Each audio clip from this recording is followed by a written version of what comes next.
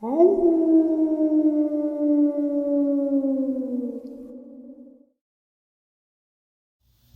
greetings and salutations, everyone. I hope everyone is doing well still. Welcome to today's bonus upload. Before we jump into today's very terrifying experiences and a couple of video clips, a couple links I'd like to share. As you all know, I rely on Patreon, PayPal, channel membership, and the merch to help the channel to continue to grow and go. Links to Patreon, PayPal, and channel membership is in the description below. The merch is displayed directly under the video. Also, Dogman Frightening Encounters, Volume 1 through 3, the audiobook versions. They were written and researched by Tom Lyons, narrated and produced by me, Jeff Nadolny. Those audiobooks are available on Audible, Amazon, and iTunes, links to which are also in the description as well. And finally, last but definitely not least, if you'd really like to help support this channel to continue to grow and go, simply subscribe. It does not cost you a cent. Click that like button. It takes half a second. If you don't want to miss out on any of the informative uploads I put out daily, click that bell icon. And folks, please leave a comment. Why? Well, because all of these things, they really do help this channel to continue to grow and go. And folks, they definitely do matter. Now, everyone, I have taken far too much of your time. Let's jump in to today's bonus, shall we? We're going to start this off with a video clip that I absolutely love. Of course, there are those people out there that say, hey, it's a hoax. But to me, it's not. I don't believe it's a hoax. The setup is just too real for me. You got a husband and wife that are on a train cruising through Colorado, and they capture this very strange humanoid in the middle of this desert area. And of course, then people are like, well, you know, rumor has it that there was a Bigfoot sighting a week before and it was a guy. Rumor has it. Reddit rumor has it. You know, I don't buy that. I don't believe anything that I see on Reddit. I don't like Reddit. I think it's garbage. It's just a place of trolls and disinformation. To me, it looks real. How it moves, it's everything that it does is very realistic. And it's unfortunate that, well, it's pretty good quality, but it's unfortunate that it wasn't better quality. You know what I mean? All right, let's get into it.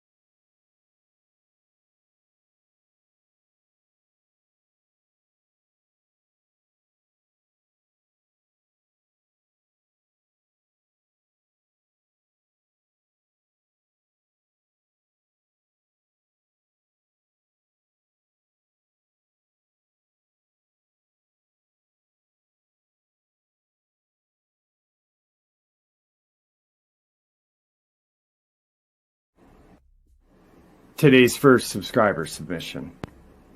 Hey Jeff, I promised you that I would email you about what's been going on with me up here in Idaho lately. I hope you saw my post. I haven't had much time lately due to work and life in general. Anyway, we have two dogmen living on my parents' barn right now. So far, they're leaving us alone. I just hope it stays that way.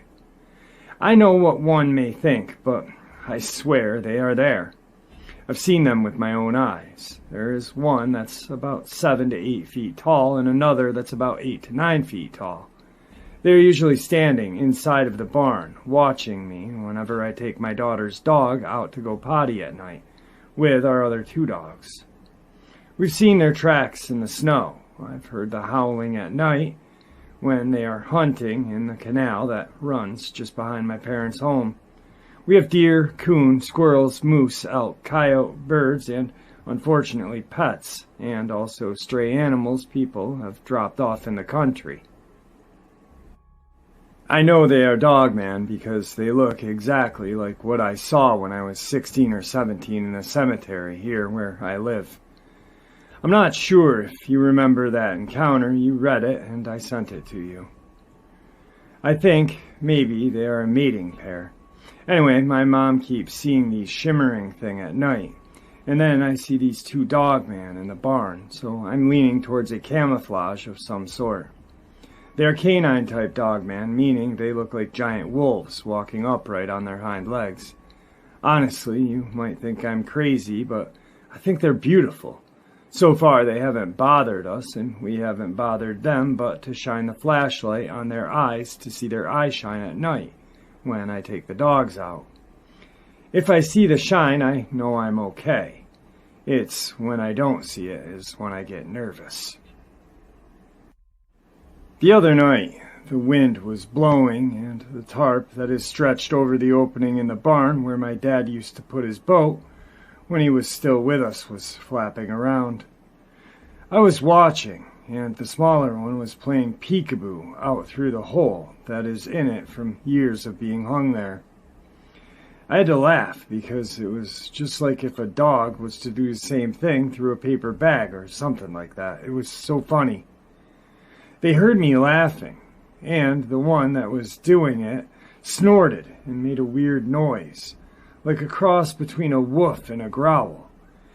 It sounded just like when my daughter's dog, who happens to be a German Shepherd mix, I think he's full-blooded German Shepherd because he looks like it, starts making a noise to let us know that he's hungry or needs to go out. He makes this woo sound. And that's what this one did, so it made me laugh more. The dog's just staring at them and not making a sound. Thor, my daughter's dog, was looking over their way and was sniffing and whining. Very softly. It's like he knew they were there, and he also knew they weren't going to hurt us. But he was still wary. They've been out there for about a week now and nothing's happened, so I have come to the conclusion that as long as they don't try to hurt us or our animals, they can stay in the barn as long as they want. I am sure they will move once the animals start heading up to higher ground. The animals usually come down closer to people during the winter because food is easier to find down here. The Dogman have a good water source as well with the snow we have had and the cattle and sheep ranches we have around here too. I forgot to mention them as a source of food for the Dogman as well.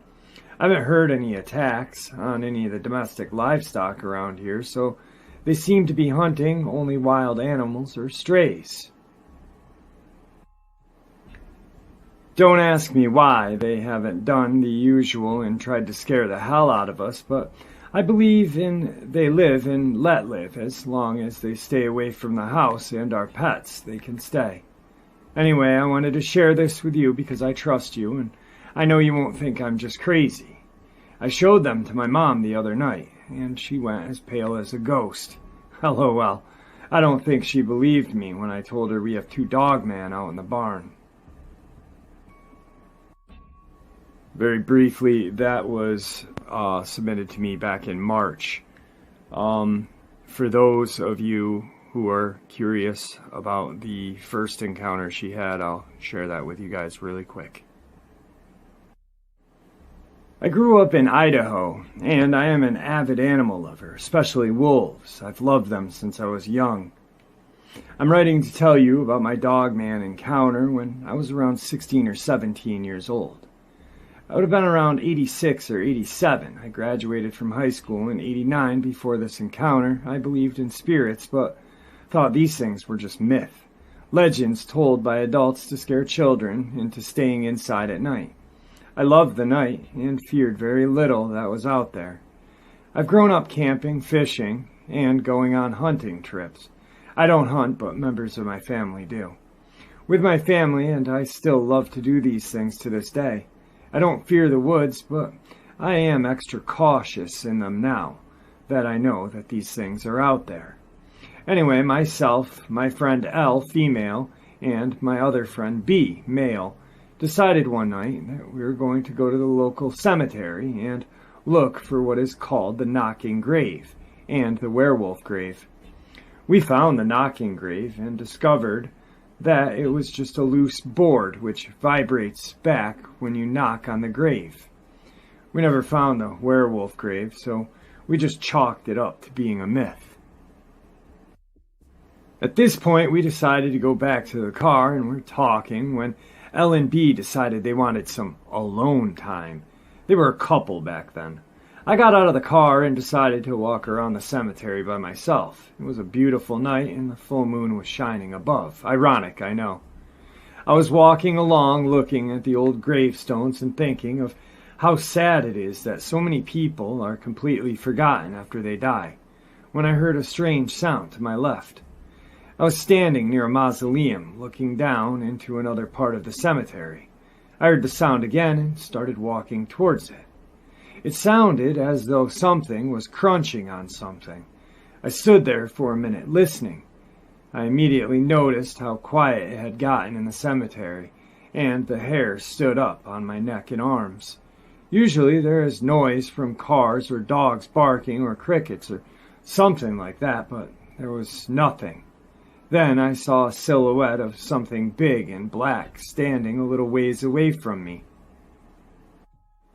Around 25 feet, just to be exact. Something told me to back away slowly and leave now, but I ignored it. I crept closer to the creature, never taking my eyes off of it. My eyes adjusted to the darkness, and I could see very well, especially with the moonlight helping light up the night. What I saw terrified me and also piqued my curiosity. The creature first looked like a huge wolf, but the front legs and torso were abnormally large, and the back legs were huge as well. It had a long, furry tail behind it, just like a wolf's tail. The head was huge, and it had long, pointed ears with tufts of fur at the tips, from what I could see, and it was leaning down and was eating something. The sounds I had heard was the crunching it made when it bit into whatever it was eating. I was excited because I had always wanted to see a wild wolf, and I thought that's what I was looking at. I figured that maybe a wolf had escaped the zoo that was right next door to the cemetery and had caught a rabbit or something. I realized, though, that the zoo didn't have a wolf in it, and hadn't had one for years. That made me even get more excited and curious. I stared at the creature for about a minute or so, and then I shifted my legs to get more comfortable, and I must have stepped on a twig or scuffed my feet because the creature suddenly stopped eating, looked up and turned its head my way. It then stood up on its back legs, and I heard a loud pop. That's when I realized this was not a huge wolf. It was black and had a few brownish streaks in its fur. When it stood up, I saw its head, chest, stomach, and lower body. The shoulders and chest were massive and covered in fur that tapered down as you looked at the stomach area and legs. It reminded me of a bodybuilder on steroids just because of how muscular it was. As it stood there, it started to sniff the air, and it stopped and stared my way. The eyes were a deep orange gold and seemed to glow in the moonlight. It looked at me, and I felt fear grow deep within me that I had never felt before. I knew it saw me, and I knew I had made a huge mistake by not leaving when I first got that bad feeling. I felt as though everything went cold and this creature could see within my soul. It stared at me for a minute, and then it opened its mouth and bared its teeth at me, as if it was smiling. The teeth were huge and yellowish white, and they looked very sharp, just right for ripping its prey apart. It never took its eyes off of me. It then lifted its arm and took a bite out of whatever it was eating. I then realized the sound that I heard was its crunching bone and tearing of flesh as it ate its meal. The hands were like elongated paws, and at the end of each finger were huge black claws that gripped the leg of what it was eating. I stood there watching it eat for what seemed like hours, when it could have only been a few minutes. He never took his eyes off of me. The fear I felt overwhelmed me. I felt sick, and I was visibly shaking, and so I did the only thing that I had been taught never to do when confronted with a predator. I turned and ran as fast as I could back to the car. I did not care. I couldn't get his eyes out of my head, and that smile, those teeth. I could imagine it catching me and ripping me to shreds as I ran.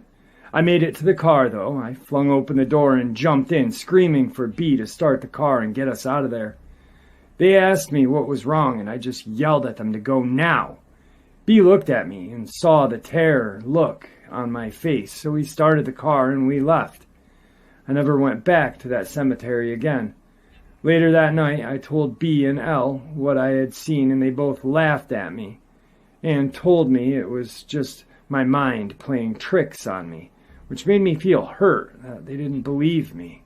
But I could hardly believe myself. I saw a werewolf, or what is referred to as a Dogman, and I will never forget about it. I tried to find more about these creatures, but all I could really find was myth and folklore. I never told anyone else about this until recently when I told my 21-year-old daughter what I had seen. She believed me because she has seen things herself, and she knows I wouldn't lie to her, especially about something like this. She could see the terror in my face and hear it in my voice as I relayed the story to her. Since my encounter, I have had trouble sleeping at night and cannot sleep in the dark. I have to have a nightlight on. I will still have nightmares about it every now and then. I know this creature could have likely killed me with one swipe of its massive paw, but that night I was glad that it had something else to preoccupy its time with. In my opinion, these creatures are ancient and have learned to adapt quite well to the changes it has faced with the population of man and the encroachment into its territory. I don't think they fear us because they know they have a huge advantage over us with their strength, speed, intelligence, and cunning, not to mention their arsenal of weapons. As crazy as it sounds, I am curious about these creatures and would love to learn more about them. These creatures are real and they are out there. Please be safe and aware, everyone. Thank you for listening. Tonight's final encounter comes to us from Central Florida. A little bit of backstory first. I used to roll with 3 of the most self-destructive guys on the planet. We were constantly in juvenile detention centers. Hell, they had even nicknamed us the 4 Horsemen. I was a scrappy-ass guy and a vandal. My friend Tony was just as scrappy and honestly, most of the time, was just guilty of being black in the South, in an iffy situation. My friend Jimmy's older brother was a huge drug dealer, so he was permanently on drugs, and our friend Kyle had lost a leg. He played that fake leg angle so hard to get away with shit that he was just a straight-up criminal. We'd smash windows and smoke pot or take acid. Kyle would steal cars and break into stores at night. The 4 of us stuck together because no one else cared or trusted us, with good reason. No good parent amongst the 4 of us.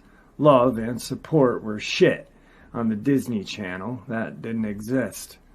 So when someone got released from JDC, we would steal a bunch of beer, get a bunch of pot, and score some acid, shrooms, and take them out in the swamp to get insanely fucked up. Kind of our little welcome home ritual. The swamp was no man's land. The alligators, boars, bugs, humidity, mud, and crazy redneck meth heads kept all the respectable people away. So, as 4 guys with no future, it was the flame to our moths. I was about 17 at the time, and Tony was getting out after an altercation with some skinheads. In the rural South, they aren't all that uncommon. And while Tony basically got attacked with his priors and skin tone, they threw the book at him.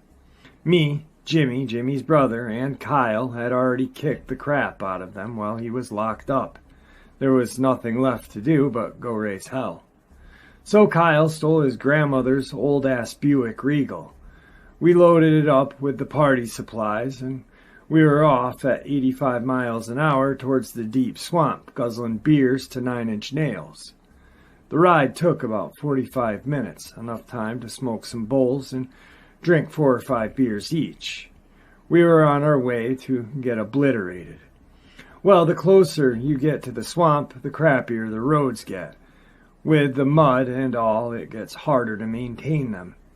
So if you're messed up, you never really get to the same place twice. Because after a while, it just gets twisted like spider webs of where you think you can drive. We managed to park at what seemed like it was a place to park, and started to walk off when Jimmy stopped us. He smiled really big as he whipped out a bag of shrooms from his pants. We all split the bag into 4 portions, then, without pausing, ate a fistful of magic mushrooms each.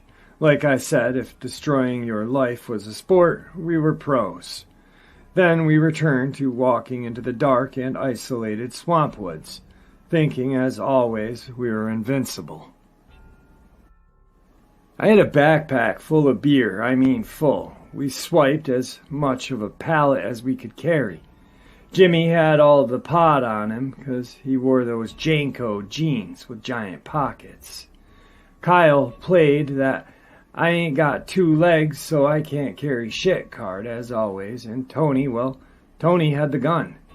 I know that's going to worry some people, but we rarely had used guns, but deep in the swamp with alligators, boars, and the non-0% chance of a meth-crazed redneck, you want one around just in case. No one is winning a fist fight against an alligator, trust me. Normally how these trips go is we walk on kind of a hike and explore. The drugs kick in and make everything a lot more interesting. We spend the night trying to freak each other out and have fun by breaking, burning, climbing things. Then we spend the morning hung over as hell trying to find the car. It was actually a lot of fun most of the times, and there were no repercussions. The shrooms started kicking in as the sun started setting. I remember seeing swirls in that stretched out shadow of the trees and water. The forest took on an orange hue that filled me with warmth as we all started settling down with bad jokes and started climbing over things deeper into the swamp. We weren't so much trying to be quiet, but with some of the dangers around, we weren't trying to be too loud either. More talking in hushed tones, and you can tell that all of us were just vibing with the sense of adventure at that moment. It was common at the beginning, kind of attuning to nature and feeling the openness, taking it in and letting each other take it in too. I started to get a really bad feeling as it got darker, but I pushed it away, thinking I was just trying to ruin my trip, and the forest was getting spooky on me for a second. When you hallucinate, you have to watch how you first feel, because if you give in to bad feelings, you're hallucinating bad things. So generally, if you keep your spirits and reinforce good feelings, you have a good time. I could kind of feel that all of us had just shook off the bad feeling, though, that had planted this little seed of doubt in my head. As we got over the bog and started going up, Kyle started complaining about his leg. He did this when he chickened out, but you were never completely sure. All of us doubled back to the car so he could sleep it off in the back seat. A lot of the time he needed help getting over the logs and stuff, so we had to take him. I noticed coming back towards the car felt a lot better than going deep into the woods, but I mean the familiar verse, the unknown. and I didn't want to pussy out like Kyle and ruin the whole thing. 3 was still a party. We headed off exactly like we had done before. Once we got a little further, though, I noticed one of the logs I had used not 5 minutes before had moved. I didn't know why, but this upset me greatly. I stupidly didn't say anything and just tried to swallow it. The pleasant hum that had been in my ears since I started tripping turned into a high-pitched whine, almost like a siren. We went back over some ponds and into the deep forest, where it got really dark. Without Kyle there, we moved a lot faster. After about 30 minutes of climbing over rocks and branches and pushing in between trees and shrubs, violent shaking of the brush to the side of us made us stop. It wasn't really close, about 20-25 feet away, but that was still too close. And whatever had made the sound sounded a lot bigger than a squirrel or something harmless. In my mind's eyes, I was picturing either a boar or a gator, neither of which was a good thing. Now, years of doing stupid shit together had locked us together. Jimmy, Tony, and I instantly started walking backward ever so slowly and ever so lightly. I guess there are some carryover skills to being delinquents. About 20 more feet of that, and another violent brush shaking happened, followed by what sounded almost like a snarl. You know that sound when two dogs suddenly go nuts on each other? That growl that sounds like it tore the air.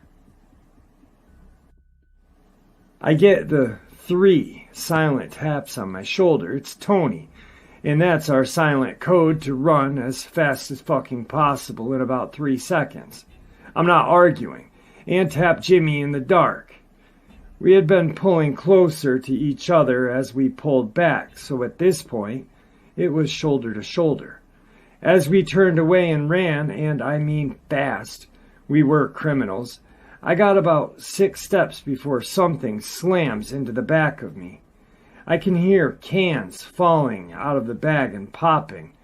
I smell like beer. I ran even harder, 5 minutes of pure running full out, and sounds of the chase go silent. 5 minutes after that, we stop running as we come to the crossing where Kyle turned back. "Hey, help me cross," Kyle says from the other bank. I guess he decided to man up. The shot rings out over the water and Kyle falls over backward, holding a bullet wound to his chest. I dive at Tony, pointing. We struggle, and he is fighting me, but I had him from the pouncing first. I managed to yank the pistol free. Tony stares at me, wild-eyed. Two, Tony says. I say, 2 what? Legs, motherfucker. Kyle had 2 legs, Tony says. I point the gun at where he fell, and we start making our way over there. After we get to the scene, he is gone. A trail of blood leads through the brush and into the woods on the side of the bank. I start moving to follow the trail. Tony grabs my arm tight. "Check the car first. If Kyle isn't there, then we can go after him," Tony says. Now Tony is terrified. I don't really want to believe that my best friend just killed my other best friend, and Jimmy looks like he just wants to go home. So we turn towards the car. I still have the gun out, and I am listening hard to make sure Tony doesn't try to get it as much as anything else. We make it to the car, okay, and I just hand the gun back to Tony. Kyle's sleeping in the back seat, fake leg off and on the floor of the car. I wish I could tell you we went back to figure out exactly what happened, but we jumped in the car and sped off. All 3 of us agreed we definitely saw the top half of Kyle, and that was definitely Kyle's voice we heard. One of us may have hallucinated, but all 3 of us? The blood was real as well. I had some on my pant leg. I was more worried at first that we had killed someone than anything, when I remembered the backpack I had on. Speeding down the road back home at over 100, I pulled it off. The only thing left in it was 2 mangled Pabst Blue Ribbon cans. When I held up the pack, though, there was 4 shreds from claws. Nothing in it. Swamp has claws like that. Cougars don't go that deep into the bog, and the claws are more hand size. This looked more like a bear-sized claw, and whatever chased us was smaller and made sounds kind of like a wolf. I was still hallucinating by the time I got home, so I can't be 100% sure about anything. Nothing was ever on the news about it, no bodies ever found or cops looking into it. We got pulled into any investigation describing more than 2 teenagers by cops. I'm not saying for sure it was a skinwalker, but I don't know anything else that sounds like a wolf, claws like a bear, survives a gunshot, and perfectly imitates Kyle. If it wasn't for the extra leg, we would have walked right over to it with our guard down as well. All right, guys, so I myself do not believe that what they witnessed was a skinwalker. With Reddit and TikTok, the greatest sources of disinformation, people now believe that skinwalkers are all over the country and in other countries as well. Well, no, they're not. Shapeshifters are. Ye not Alushi, or skinwalker, is not. It's a Navajo lore, and that bothers me. Like with the Wendigo, the Wendigo has deer antlers and lives in, the woods of Washington because they made a movie. And of course people will believe it. You tell someone something and make a movie of it, or, you get enough people that watched a TikTok video, and, that source of disinformation is now believable. That's, it's not good for the community. It's not good for research. It actually hurts the community, and it hurts the research, because then people start to believe anything at that point. And I think that a lot of that disinformation comes from the government that wants to keep things confusing for us. You keep everything confusing, and it's easy for things to fly under the radar. What I think these people saw is something that, I'm pretty fascinated with lately, is these interdimensional or interterrestrial beings that, come out of these portals. And, they have the ability to shapeshift. They have the ability to do a lot of things that we cannot even understand, because they come from a place that we cannot understand. It's an alternate universe, an alternate dimension. We have no idea what goes on there. Scientists have proved that there is these dimensions that exist, and that is true. But of course, once again, the government gets involved and, puts a spin on it so people don't believe that, or people don't know it. And,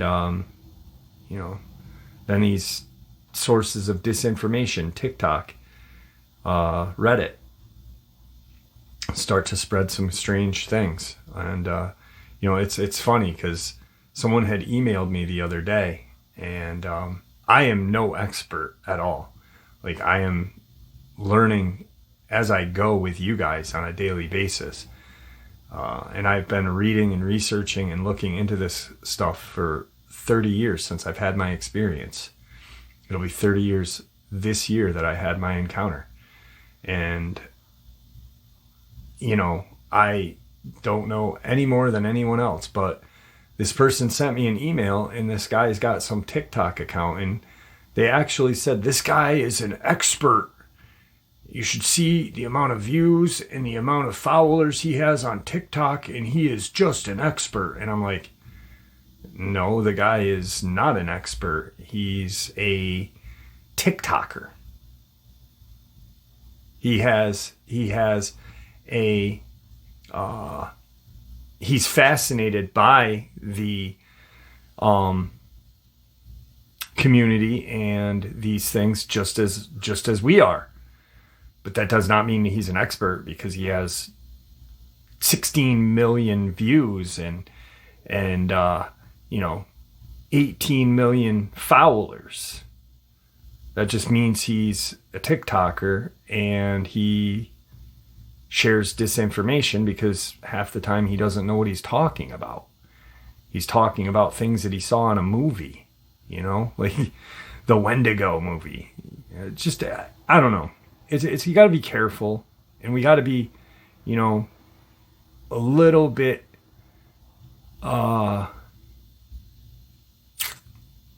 skeptical, to be honest with you. And, like some of the greatest paranormal investigators out there walk into a haunted location skeptical, even though they know that these things exist, these entities, these poltergeists, these spirits, these whatever. They know they exist. But when you walk in skeptical, you are not going to be surprised or, just taken over or whatever. You got to look at things like there could be a alternate reason for this. Anyway, I don't know. Now I'm just babbling.